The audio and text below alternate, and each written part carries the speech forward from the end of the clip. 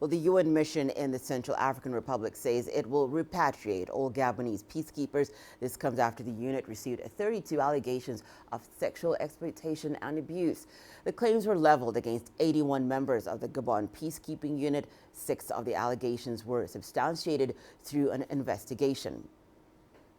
The decision taken by the Secretary General comes after what we feel is demonstrated failure to respond effectively to a history of allegations and sexual exploitations in the Central African Republic by the Gabonese, which include a failure to conduct timely and effective investigations and to report on sanctions for substantiated allegations.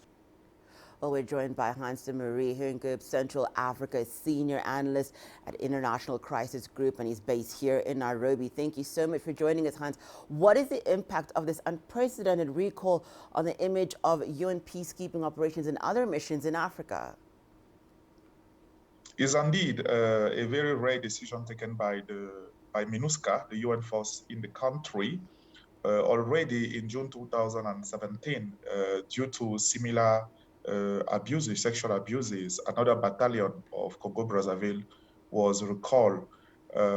It shows that there are persistent patterns in terms of behavior of the UN peacekeeping soldiers in this country. It undermines their reputation and the way they are viewed by the local population.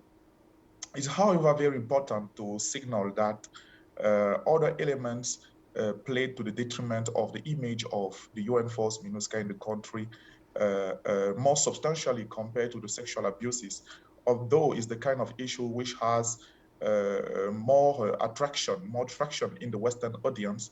Locally, people complain much more about what they perceive as the non-effectiveness of the UN forces in the mandate to try to fight against the 14 armed groups in the country.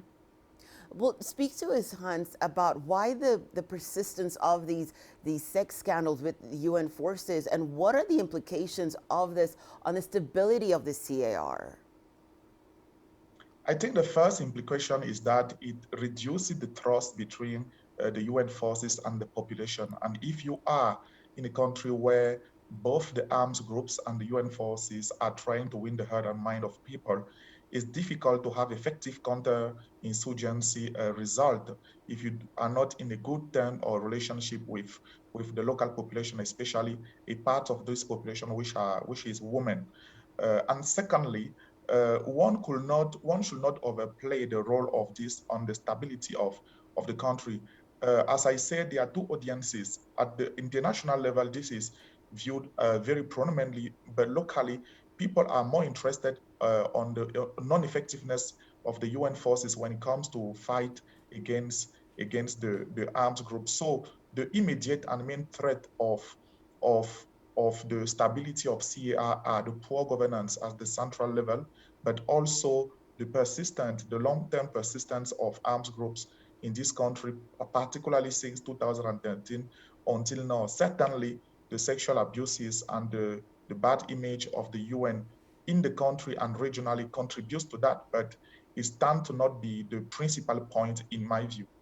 Thank you so much for that, Hans de Marie, Central Africa Senior Analyst at the International Crisis Group, and he's based here in Nairobi, Kenya.